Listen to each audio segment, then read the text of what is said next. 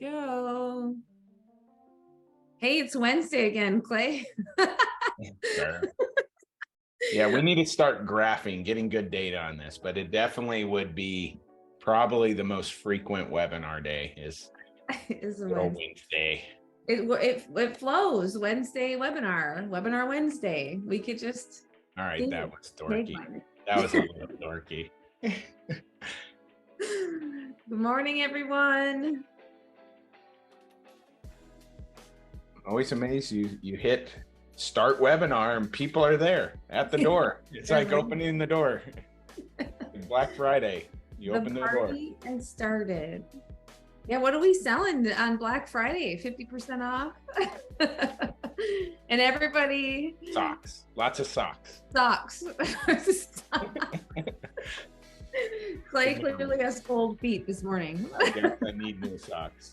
Good Yeah, morning. if you can, drop in, name, where you at, where you coming from. Steve Higgins, hello, good morning. Oh, Gordon is joining us from the beach. Is that your normal wake time, Gordon? 6 a.m.? It's like his morning routine. He's coming in with his coffee watching a webinar on Wednesdays. New Jersey. Jim, how's it going from California? Our friend from Alhambra Unified. Hey, Lakeville friends, good morning. Driggs, Idaho. Huh. Don't know where that's at. Never been in Driggs. Idaho's beautiful. Iowa City, that's a great place to visit. People. Yeah. I saw Mercy, but I'm seeing that might be that person's name as well. So I was like, I want to know where Mercy is. That'd be a fun place to live. How are you doing, Michelle? We'll be talking tier 1 and tier 2. Don't do one without the other. We'll get into the rationale for why, some of the data, and then explore what this can actually look like and the benefit of moving on both fronts. That's great. So glad that you are joining us today for taking on tier 1 and tier 2 simultaneously. My name is Megan Gruss. I am the Executive Director of Implementation Supports here at Character Strong and joined by my fabulous colleague, Dr. Clay Cook. Do you want to introduce yourself? Yeah, how's it going, everybody? I'm the Chief Development Officer at Character Strong. Just glad to be able to do this with Megan. We think a lot about multi-tiered systems of support. How do we actually get this right? It turns out that MTSS is a pretty lofty endeavor because what we're trying to do is make sure each and every student can access what they need.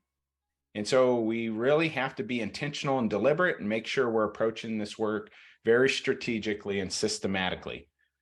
The wins we get by doing it, if we can really build a solid foundation and create additional systems of support, is kids' outcomes improve. We get that return on investment that align with our values as educators. Awesome. So we're so excited to be talking with you today. We're going to ask a lot of you to engage in the chat. First engagement, if you haven't already, drop where you're coming from, and we'll start relationally. Here is an activity called Four Corners. You'll see this in both our tier 1 and tier 2 curricula. So Clay, I'm going to ask you, we're going to start. Reveal a number, pick a number. 5.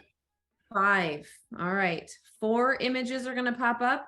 Which image best reflects your personality or your mood today?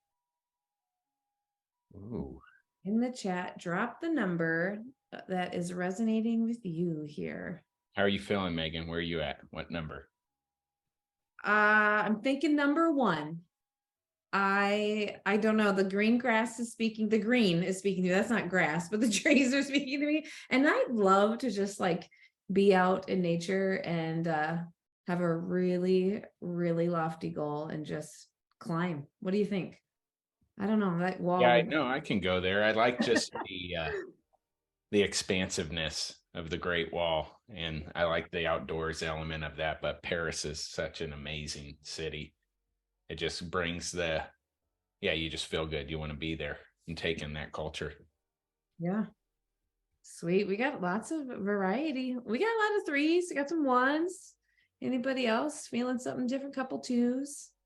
Nice. Always a good check in. Just where are we at and coming into the space? Because we all know that you are busy educators, and just always important to really check in and figure out where we at before we dig into the work. So as we begin today, just know that the webinar is being recorded. You all are in listen only mode, so do what you need to do, but you're just in listen only mode. Phew. Your links and resources, we'll share them in the chat, so keep your eye on the chat. Use the chat or the Q&A feature to engage with us today. And while we're here, we're really going to talk about clarity around why and how to take tier 1 and tier 2 on at the same time within an MTSS framework. We also want to understand, what does tier 1 and tier 2 mean? We got to get that definition down and how we look at a robust tier 1 and tier 2, and then how we look to coordinate supports. What are we doing to ultimately move students through those supports, and how do we get that system enacted to make it happen? And then after the webinar, we will send out the slides. You'll also get the recording so you can watch it later if you've got to jump off, and feel free to get the support based on your needs. There's going to be links to samples, to sign up for a call or a demo. Just get what you need from this, and make sure that you share the info back with your colleagues, because that's the number one thing we want you to do. Find those nuggets and then take it back to a team of people where you can really have the conversations about how to bring this work to life in your system. So we're going to get things kicked off with a quote and some reflection to really build the case for why we want to focus on tier 1 and tier 2 simultaneously. Many of you have seen this quote. It speaks to really the idea of upstream prevention, the idea of tier 1. There comes a point where we need to just stop just pulling people out of the river. We need to go upstream and find out why they're falling in. We always need to make an investment in tier 1. That investment in tier 1 is an investment in prevention. We know if we're weak on prevention, we're going to be heavier on reaction and treatment in whatever system, whether it's a healthcare system, the education system. So we know we always have to maintain a focus on tier 1, and we can never ignore it. The other part of this here is thinking about tier 2, because what happens in many systems that are focusing on tier 1, and rightfully so, they start to kick the tier 2 can down the road. But there's significant implications if we take the approach that we first must get tier 1 robustly in place before we begin to focus on building a tier 2 system of support. I would love for you in the chat to just share your thoughts. What are the implications, though, of kicking the tier 2 can down the road and waiting until we've reached like high fidelity of implementation of tier 1? What are the implications of that if we wait to invest in tier 2? So if you can, we'd love to hear from you in the chat. Megan, what are some of your thoughts about kicking the tier 2 can down that road and waiting to do that? Well, I think number one, it's easier, right? We think like it's going to be easier. We're just going to not deal with it. I think what comes to my mind is robust tier 1. And if we're going to continuously improve, we're never done. Like implementation is never done. It's cyclical. And so there's never going to be the perfect point to say, we've got tier 1 down. Now let's do tier 2. We've got to keep improving while we're able to engage in new work. Yeah, I love what's going on in the chat that complements that. And ultimately, it boils down to certain students who have needs for more aren't going to get their needs met. And it is true. There is a truism. As long as tier 1's not robustly in place, certain unmet needs are going to be there for students because the foundation there's fractures in the foundation. But it is also true at the same time, we do have students who need more. And if we wait, that means students' needs are being unmet, and we know unmet needs manifest in terms of outcome gaps for students. So this next reflection is just a reflection on, do you believe in prevention? Because this is a big idea, like prevention. I think this is a societal concept. What does it mean to believe in prevention? What does it take to actually make prevention happen? Is a question. Now, multi-tiered systems of support was born out of what we call the public health model. The public health model was about investing in prevention to address public health issues. Research on it started roughly in the 1940s. It accumulated a lot of evidence, but the ideas were primary prevention, secondary prevention, and tertiary prevention. But primary and secondary prevention are critical aspects of prevention.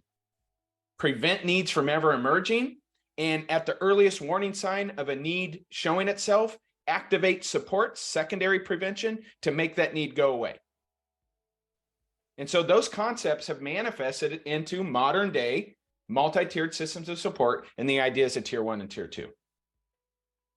So here's our obligatory ice cream image. One, because I think Megan and I like ice cream. So we have to make you look at it because we're probably setting up our own self-reward for later this evening. If we work hard, we're going to reward ourselves with goodness. But this really communicates the idea here. Some people, that strong base is going to be just enough. That'll meet their needs. Some students are going to need more, but that more is layered in addition to, not in replacement of the base. And that's how we think about tier 2. It's in addition to. It's support needed in addition to the base. The base alone is insufficient to meet the needs. And another way to think about it, as we go up these tiers, we're also increasing the type of precision and individualization based on student need. And so this is how we think about the layering of supports, and doing tier 1 and engaging in that work, both tier 1 and tier 2 together simultaneously, is making sure wherever students fall in this, they can get what they need. They were able to access what they need. Now, modern day MTSS work is focused on addressing the WTF model, because American education has been coined as being a wait to fail approach. And I know some of your minds went somewhere that it probably shouldn't have gone. But the idea of tier 1 and tier 2 investment is really about addressing wait to fail on 2 levels. The first level is students who are not accessing the foundational experiences they need. That's tier 1 work. It's building that base, building that foundation. And we want to make sure we're not letting students fall through the tier 1 cracks. But we also have to look at the tier 2 side of things here, because there are students who need additional support who are unable to access early timely intervention. So think about tier 1. Students need foundational experiences to prevent problems from ever emerging, but there are students who need early intervention. And if we're not moving on both tier 1 and tier 2, unfortunately in our schools, we're adopting a wait to fail approach, because students aren't able to access the foundational nor the early intervention supports they need. That's close to the time when a need emerges. So now I want to go through some data that actually communicates this. When tier 1 is weak, lots of students look like they need intervention. Do you agree or disagree with that? In the chat, just share your thoughts. When tier 1 is weak, lots of students start to look like they need an intervention. So let's look at some data. So this is some work we did with a school district in California. What you're seeing here is the percent of students who are detected by a screener. This is really in the realm of social, emotional, and behavioral needs. As you can see, in 2014, it was roughly 30% of students were being detected as having a need. They looked like they needed an intervention. Oh, and this work showed consistent investment in tier 1. What happens to the proportion of students who get detected as looking like they need an intervention as there's an investment in tier one and bringing that work to fidelity over time. And that's why if you look at the implementation science, to really get strong implementation in place, it is a 3 to 5 to 7 year endeavor that takes intentionality and commitment and staying the course over time. And look what happens to the proportion of students who get detected as having a need.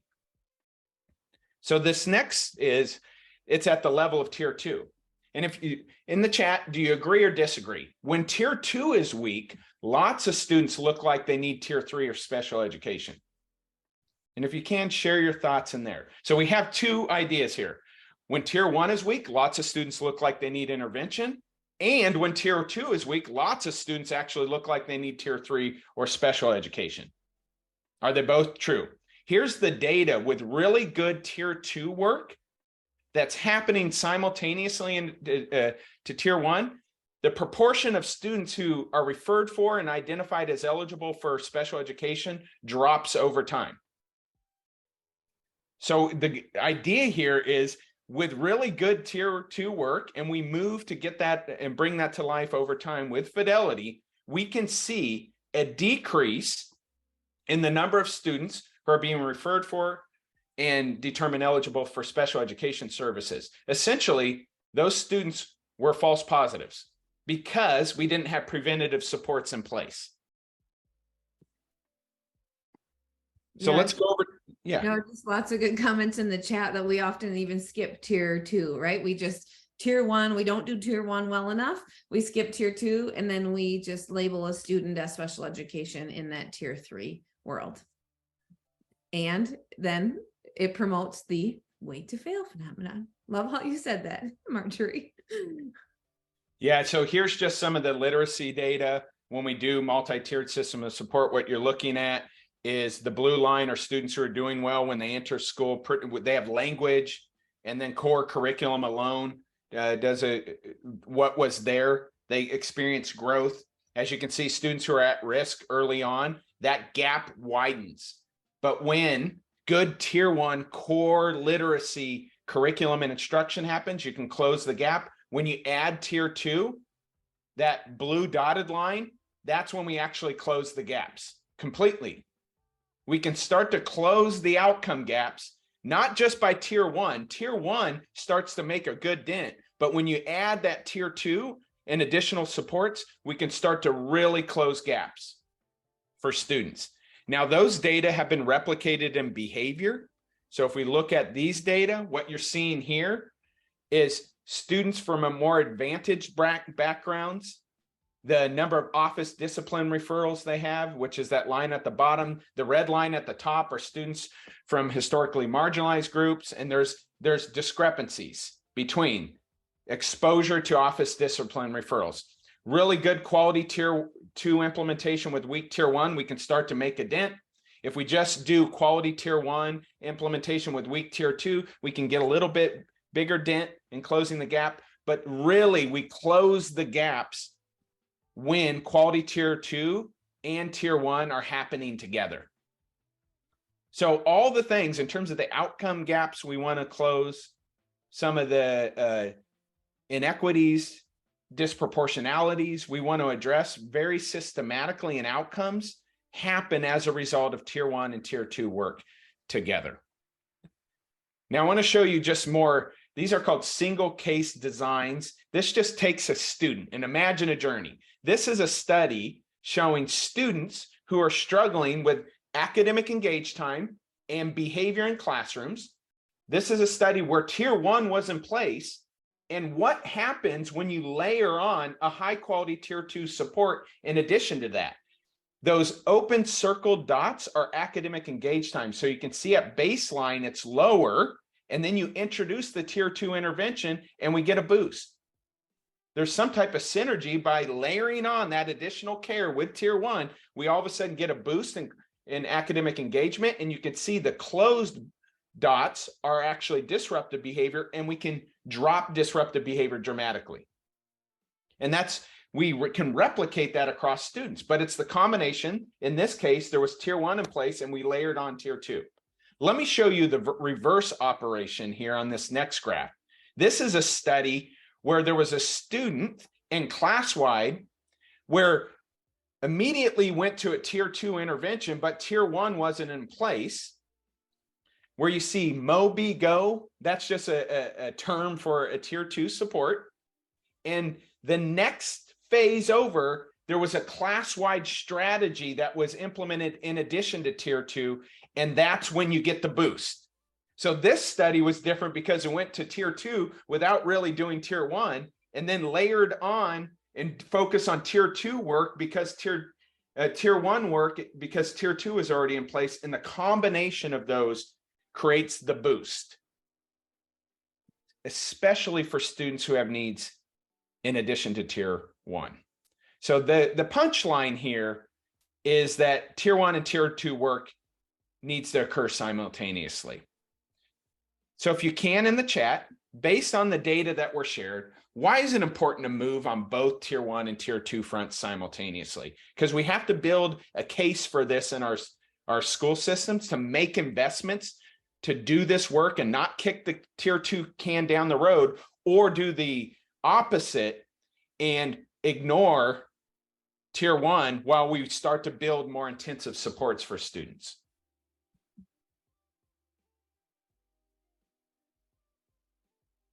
Yep, it's about closing the gaps. It's about making sure students' needs are met. Yeah, decreases the academic or behavior concerns. Principles of equity, making sure kids get what they need. Yeah, tier 1 alone doesn't cut it. Tier 1 is necessary, but it's insufficient for some students. It increases engagement. We can start to see a significant dip in behavior that are barriers to things like learning. Yeah, reductions in special education referral. Yeah, we're engaging in preventative and supportive measures. We're doing things on purpose to achieve outcomes. So we have to get this right. And in order to get this work right, we have to just be really clear in our systems about what tier 1 means, what it means for us as educators, what it means for teams of people to come around the work. And then we also need to be really clear on what tier 2 means. So we always start with definitions. So in the chat, let's just think about the definition of tier 1 in your system. How do you define tier 1? If I were to come into the hallways of your school and ask a teacher, and I said, tell me what tier 1 means in your building, what would they say? Clay, what are some examples that you've heard?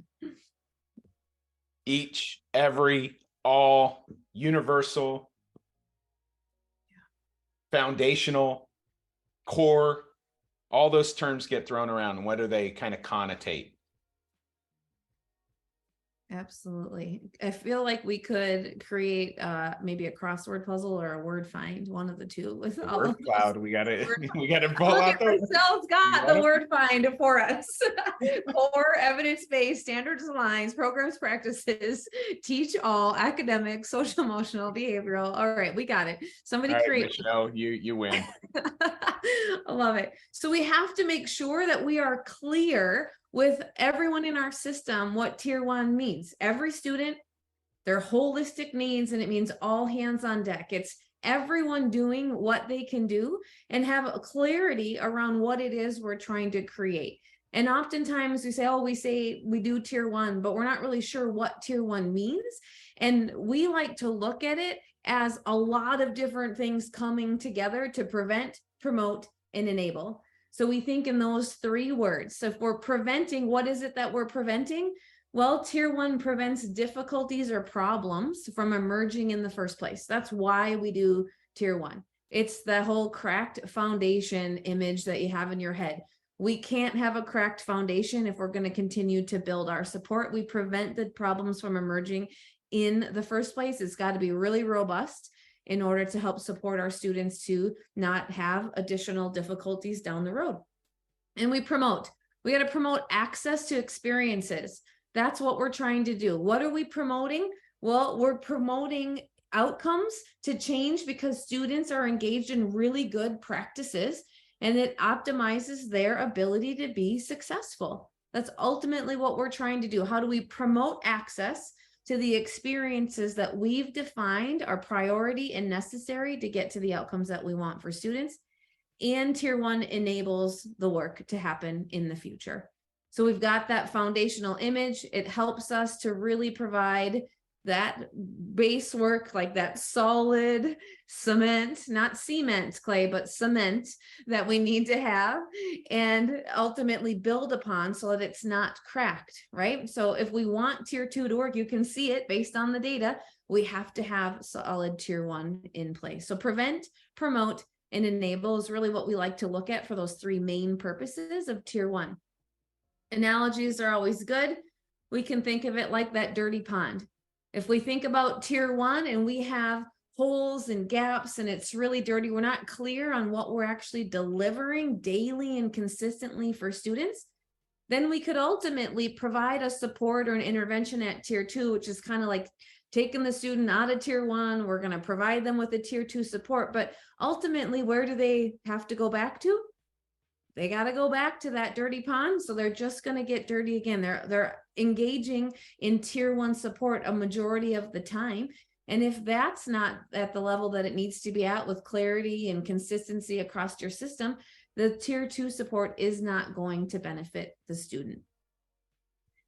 So we like to think through, we can have Tier 1 experiences. You all have it in your school systems. We all have experiences day in and day out. And our experiences that we have really lead to an outcome. And no matter what, you're creating the outcomes that your system has been developed to create. Now, what we need to think through is how do we create really enriched experiences that are going to lead to good outcomes? So no matter what our experience is, we're going to get an outcome, good, bad, indifferent. Yet when we provide really clear, concrete examples and really a holistic approach to Tier 1, we're creating enriched experiences that are going to ultimately lead to the really good enriched outcomes that we want for students. So we can either let it happen or we can make it happen. And I think all of us here would say, let's make it happen, which is going to get to those good outcomes for students. So how do we make that work happen? Well, we have to use implementation. So we start on the left and we think about what are the systems that we have in place to help support or enable our educators to really learn what it is we're trying to have them deliver at Tier 1. So what are we doing to support practices that, what do we mean by practices? We mean the intentional and consistent behaviors that we want educators to ultimately engage in to create the access to those enriched experiences.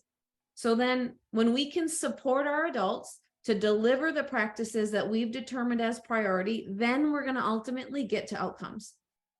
And hopefully in your systems, you've created what the outcomes are that you want for students. We ultimately want students to be well, we want them to belong, and we want them to be engaged in their academic life and obviously their social and emotional life.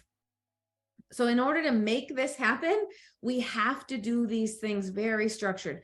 Who's supporting our adults to implement the practices to ultimately get to outcomes? And we've got to focus on the implementation supports versus the outcomes, because if we can get implementation right, we're going to see the impact in our students.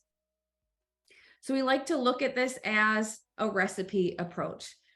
If you've been to any of our Character Strong offerings, webinars, trainings, you know we like to think of things in terms of a recipe and combining ingredients. So if you think through it, what's a recipe? It's a list of ingredients that come together with instructions that ultimately are going to create the thing that you want to create. So if I go and want to make my famous egg roll recipe that I've inherited from some family friends, if I pull out my egg roll recipe, hopefully I'm gonna get egg rolls because I've combined a bunch of ingredients together. But if I come out with some flatbread, something went wrong. That was not the outcome that I was intending. I either engaged in it inappropriately. I didn't use the right ingredients. I didn't use the right heat, the right oil. I actually put it in the oven instead of an electric pan. Like whatever it was, something went wrong. We didn't follow the recipe as intended.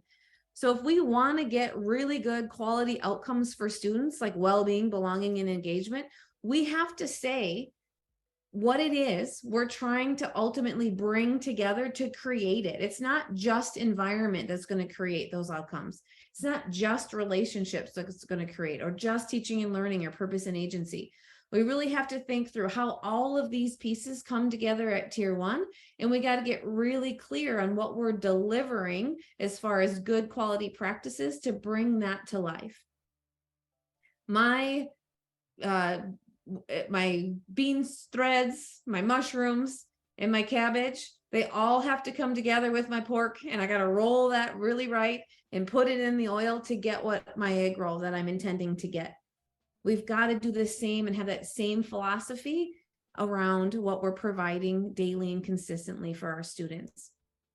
So first we'll dig into environment. Environment is the ingredient. Environment isn't the practice. We just know environment is important. So in the chat, what's your definition of environment in your system? What does that mean to create an environment at your school? What do we want that to look, sound, and feel like?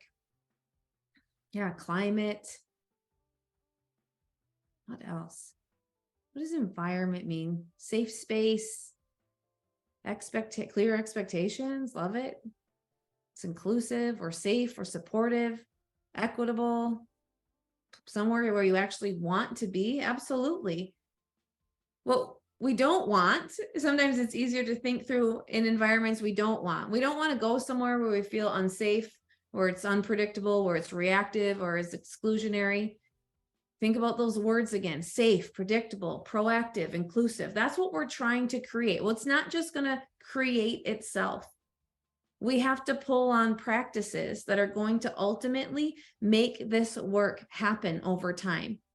So what do we mean by core practices to really bring this environment about? We got to look at norms and routines. What are we on purpose creating as far as the norms of how we interact both as adults and students, and the routines that we want to teach and model? What are those behavior expectations that we know need to be consistent across our environments to provide that predictability? How are we pre-correcting students prior to, a possibility of them engaging in some unskillful behavior? And how are we prompting them to show the skills that we've been teaching them? We ultimately need to engage in supervision, and we've got to recognize students when they're doing things well, according to the norms and expectations that we've created. And we need to respond progressively and understand that we need to restore harm when harm has been done. So when we can look to find the practices and really dig into supporting our adults to lift these practices to life, we're going to get the outcome that we want of that safe, proactive, nurturing environment. Think about that model. What is it that we need to support the implementation of? How are we supporting the implementation of it? And then ultimately, what is it that we're trying to create? So we've got to have people coming together to support our adults, to bring norms, models, pre-corrections, supervision, acknowledgments to life. Those are the practices. And then ultimately, we're going to get to that safe and supportive environment that we so desperately need for our students to be able to learn. So the second ingredient here that I would imagine many of you agree with, that we need an ingredient dedicated to relationships. At Character Strong, we often say it's all about relationships. This isn't something we don't have room on an already full plate for, because it is the plate. We have to make an investment at tier 1 in relationships, but we need low burden, high impact practices. At one level, we need practices to facilitate community building among students. Now, this on one hand sounds like an important idea. On the other hand, it is burdensome for educators to figure out what are these activities that I could implement daily and consistently to facilitate students coming together as a community, getting to know one another, in order to cultivate a context where people feel included, valued, and like they belong. What we've done at Character Strong is really try to reduce the burden on educators. So we have relational activities that optimize student choice, that enable them to select and engage in different, what we call not your average get to know you types of activities. And so this is just an example here that this is baked into our tier 1 curriculum. And we also have these relational activities that are standalone. So on one level, we need community building relational activities as part of our tier 1. And we can do these things in restorative circles or different formats, but the idea is coming together at community and then providing educators with low burden, high impact ways they can facilitate students interacting and engaging with one another. We also have what we call the SERVE model. Great educators serve. SERVE is an acronym that stands for certain low burden, high impact practices that are relationally focused. We also use the SERVE model and what we call our school culture training that goes beyond these relational practices you're seeing here, that also include other instructional practices. But the core relational practices are start intentionally with 4 at the door plus 1 more, engage relationally with temperature checks. Temperature checks are check-ins so students can share how they're doing socially, emotionally, but not only having students share, but the educator acting upon the information that students are sharing in skillful ways to support students by engaging relationally with them. Then the R stands for respond with empathy through community agreements.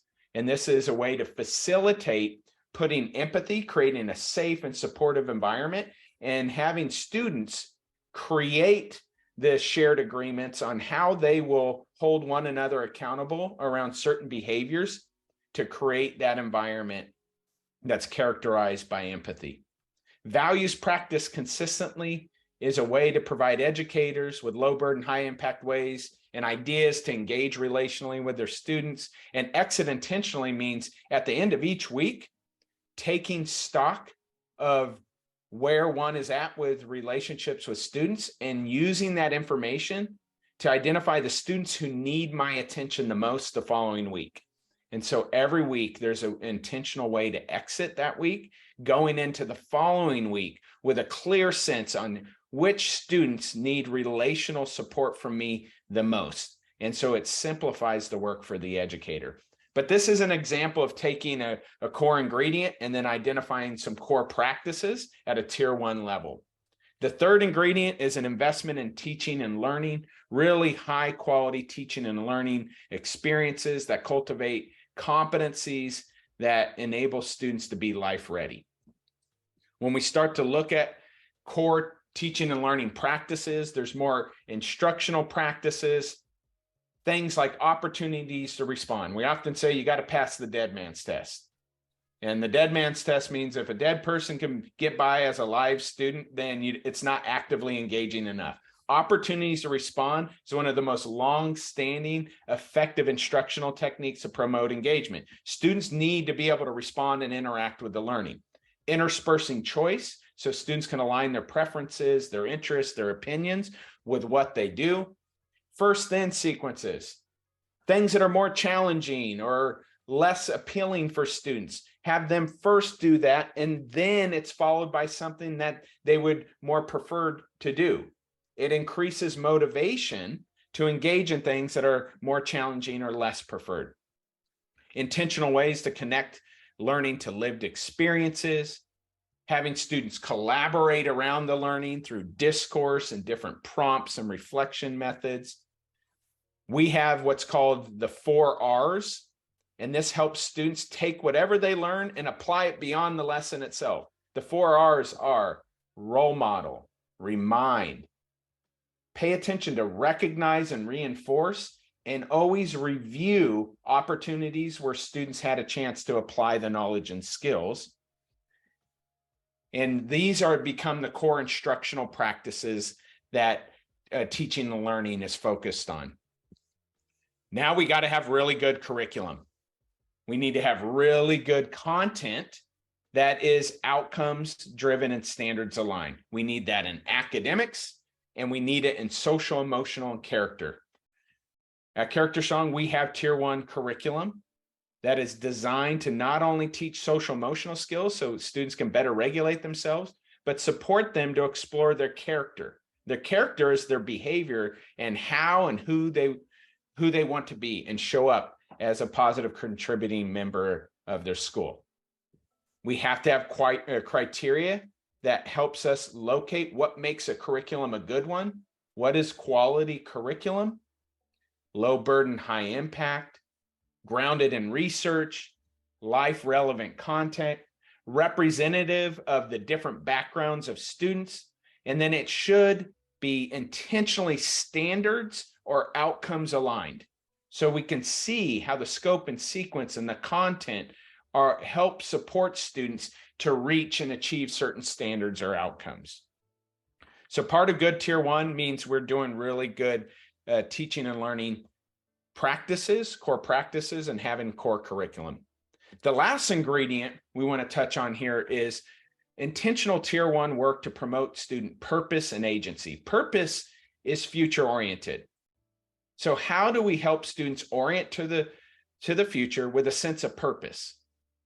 The reason why that becomes so important, purpose, so let's take the construct of self-regulation, which means being able to manage your thoughts, feelings, motivation, and behavior to pursue something that's not immediately attainable.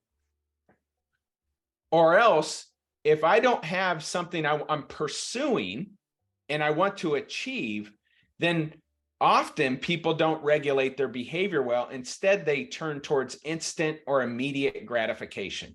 A sense of purpose means I'm heading somewhere. So how do we cultivate that? There's certain signature practices that help students develop a sense of purpose. And the agency means I feel like my voice matters, people hear me out, and that I can influence my current experiences.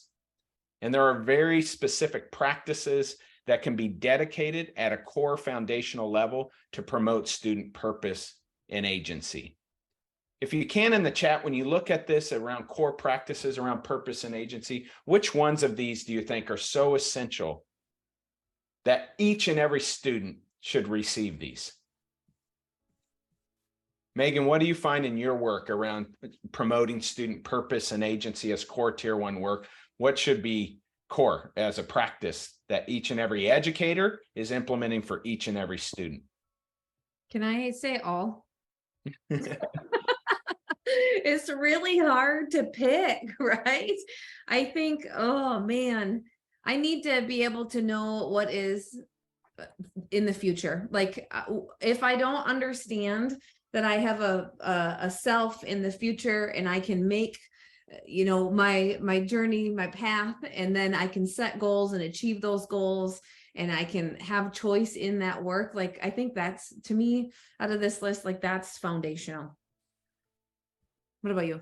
I like to imagine an environment where each and every educator is implementing these core set of practices. What types of outcomes could we achieve for students if there was an investment to move towards each and every educator implementing these types of practices consistently over time and continuously improving the quality with which they implement these practices so students are taking those experiences in?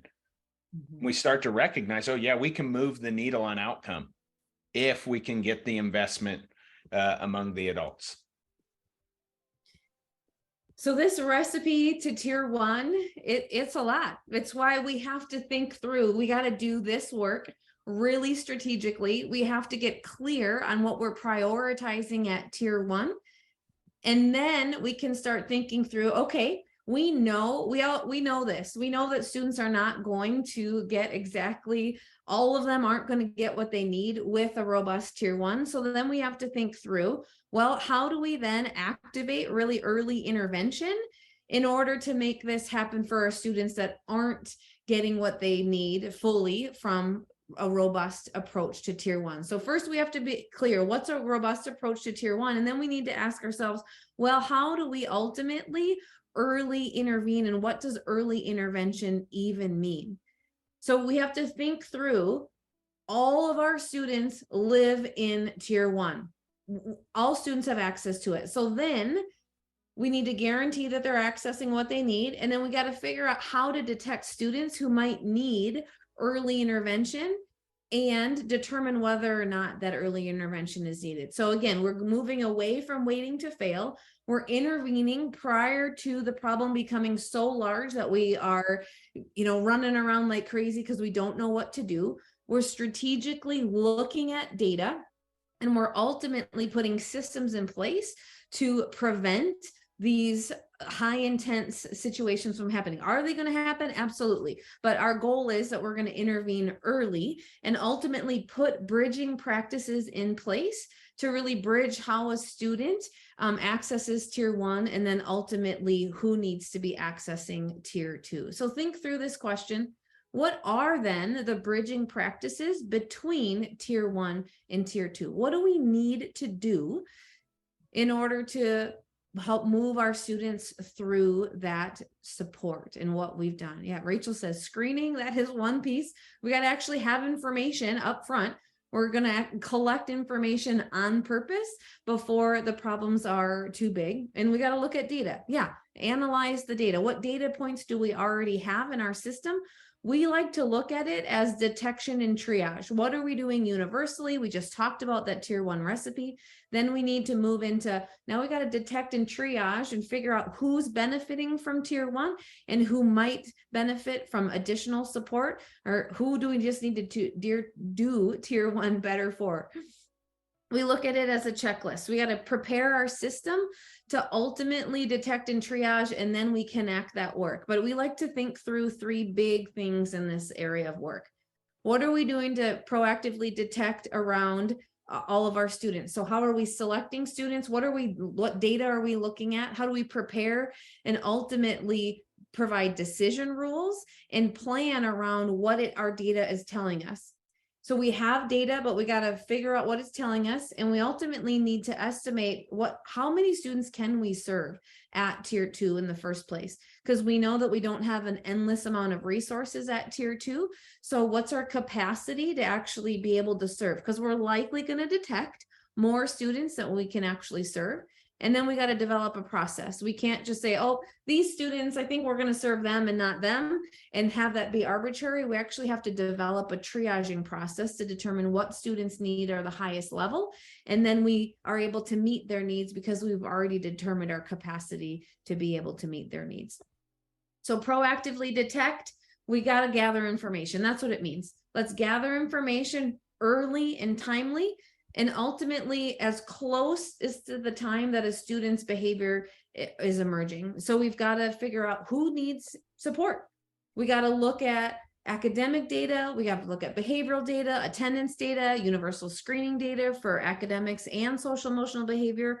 And ultimately what we're trying to do then is determine who might need intervention. And based on our data, we're going to figure out how many students are our base rate, how many students look like they may need support. And then what do we have the capacity to actually meet the need of? And we have to know that when we gather this data, it might tell us some things that we either are expecting or we aren't expecting, or maybe we don't even want to hear it. We might have to double down on tier 1 and go back to that recipe approach.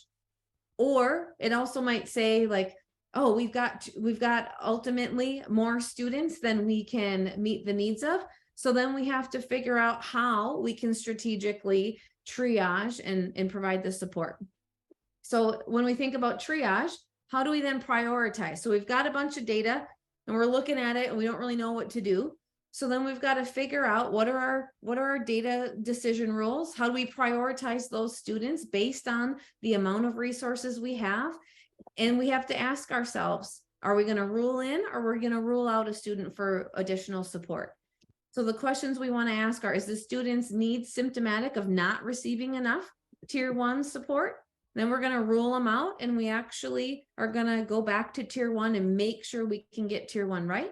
The other question we would ask ourselves is the student receiving sufficient tier 1, or is the student's need significant enough to warrant tier 2? So they're getting tier 1, and we can think through, is the need high enough to rule them in to go down that route of tier 2 support. So proactively detect and triage, we got to collect the data, then we got to actually figure out what we're doing with it, and ultimately look at prioritizing student need. Here's another way to look at that. We're looking at all of our data points. We've got decision rules in place, and then we can ultimately decide whether or not what path the student needs to go on. Is it more tier 1, or do we go down the tier 2, tier 3 route? And this is where really we have to bridge that gap of what's happening at tier 1 and our tier 2 systems. And in order to do this, we have to have those 2 data points. We've got to have base rate, the percentage of students who look like they need an intervention. That's what the information we're going to get from collecting all of that data. We're going to have a number, maybe it's 22% of all students look like they could benefit from additional support, but we only have the capacity to meet the needs of 12% of our students. So then we ultimately need to put supports in place at tier 1 and really prioritize the 12% of students that we can serve in our tier 2 system of support. Another way to look at it, we got to look at school-wide, we got to look at classroom, and we got to look at it together. What is our capacity to serve? And then ultimately, how are we ruling in or ruling out students for tier 2? How many of you in the chat have talked through decision rules? Maybe it's a tier 1 team that's coming together. It could be a tier 2 team, a tier 3 team. However your team is, have you talked through how students are going to go from tier 1 to tier 2? How we're going to go from tier 2 to 1, 2 to 3, 1 to 2, 1 to 3. We have to have clarity when we're coming together as teams of people looking at data. So we would challenge you to do this right away. How do we know where we're going to make our decisions? If we don't have data-driven decision rules, we're actually not going to be able to make our decisions in a way that closes gaps, because it's going to be more haphazard and piecemeal decisions coming together. We have to spend time getting this right so that when we are looking at our data, we can make really clear driven rules based on the decisions that we've already created. So how do you think about tier 2? So we talked about some bridging practices. We talked about proactive detection. Validated universal screening is one proactive detection method to detect need. But again, that base rate may be higher than our capacity rate. So that another bridging factor is those triage practices. But what is tier 2? Let's say we've gone through triage and we've rolled a kid into tier 2. What does that mean? What is tier 2? How do you define it?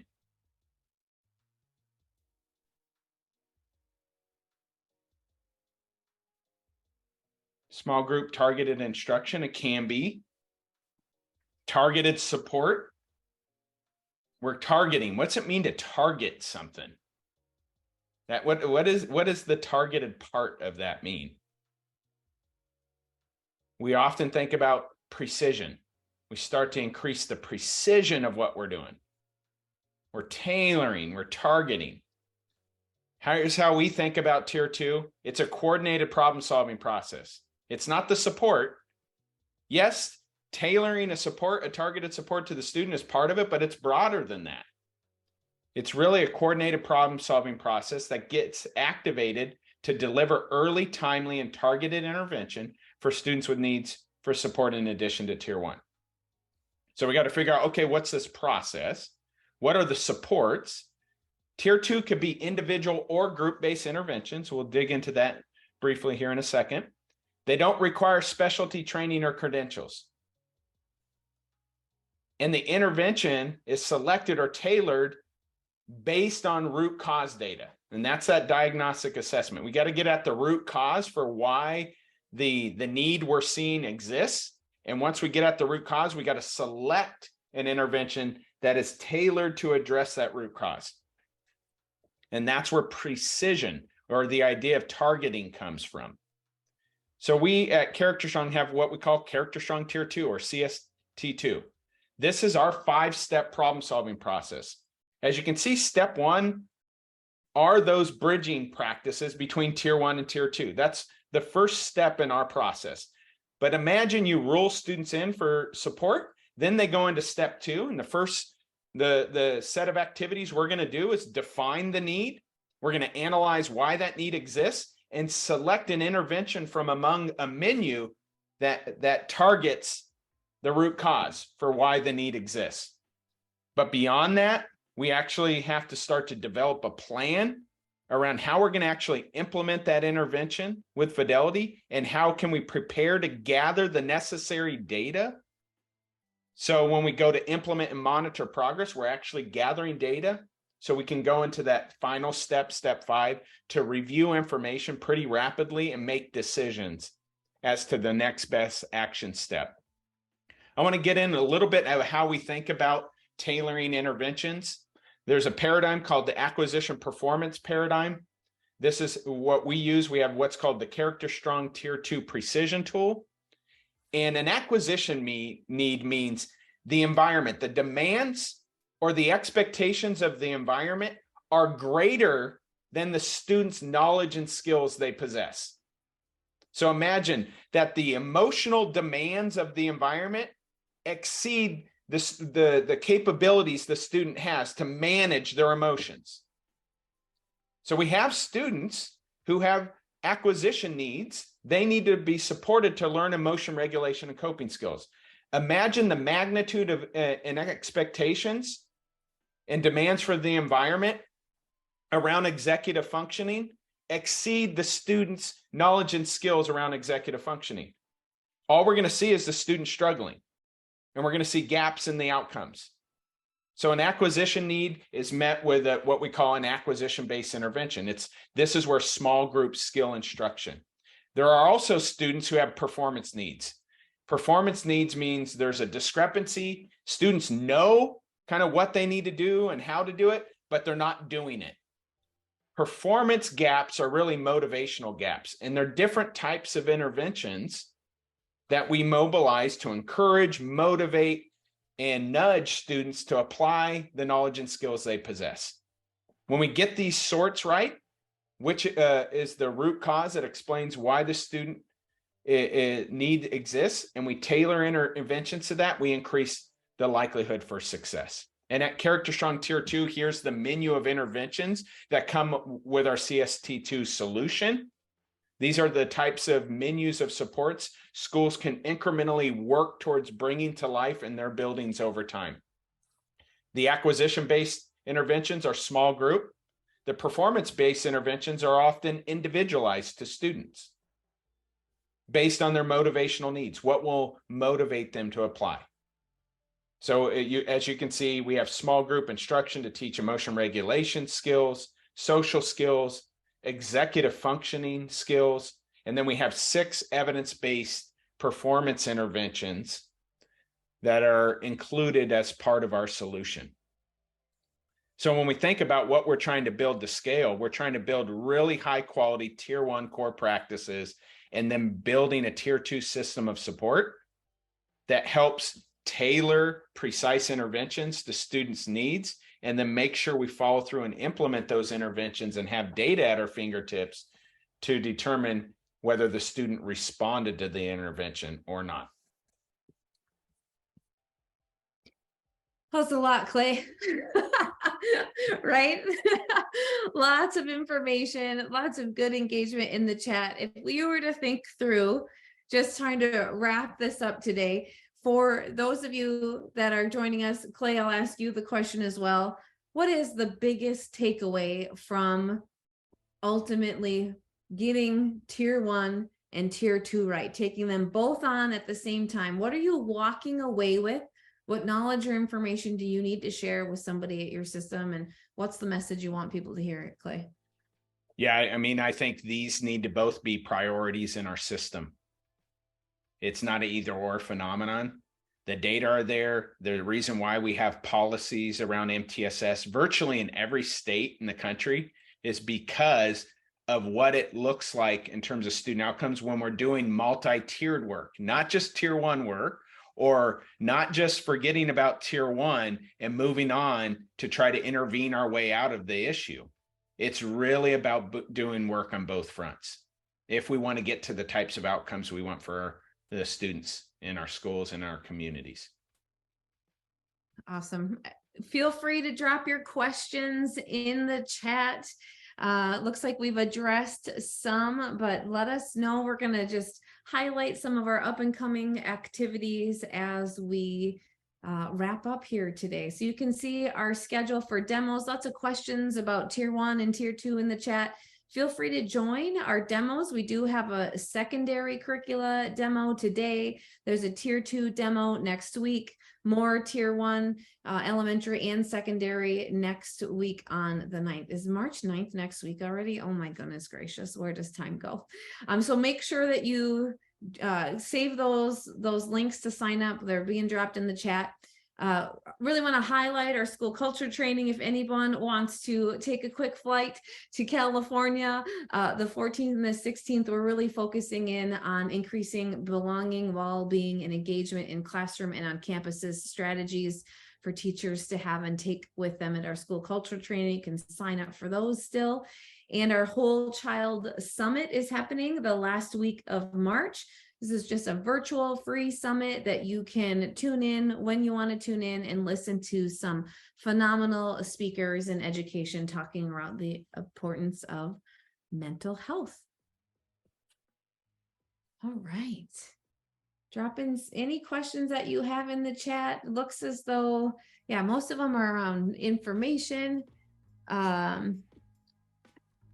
We've got a question here about the screening or assessment tool. Clay, do you want to speak to our strength and needs screener? Yeah, we have a validated screening instrument. It's called the Strengths and Needs Screener. It's designed to look at, in terms of needs, externalizing and internalizing needs, and there's established cut scores with decision rules. And then the strengths are looking at the presence or of things like emotion regulation, relationship and social skills, and executive functioning skills with established cut scores. So then you can get that base rate. What's the base rate of need in our system? And compare that to the capacity rate and start moving towards that triage process. How are we going to, what's the process we're going to use to rule students into tier 2 or rule them out and really lean into tier 1, because essentially their need is symptomatic of not getting that tier 1.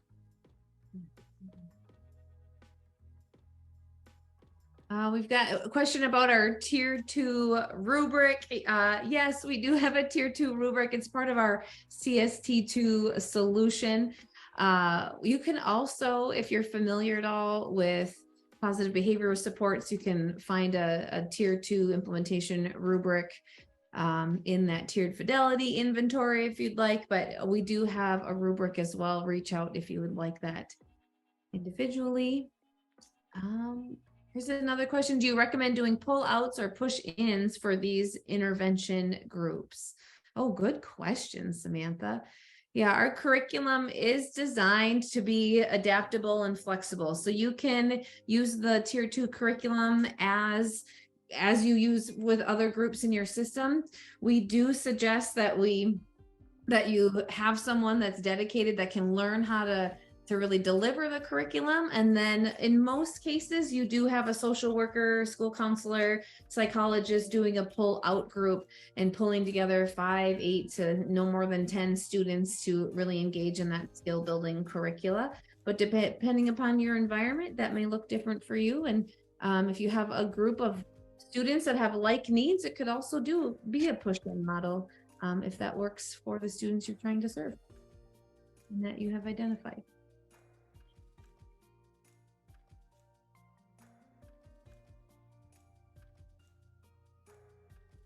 Well, that's it. Yeah, we'll make sure we get rubrics, the tier 2 rubric. Recommend you checking out our CST2 solution. We call it a comprehensive solution because what we've tried to do is bring all the practical tools, menu of evidence-based interventions, as well as professional learning all together in one easy to access place.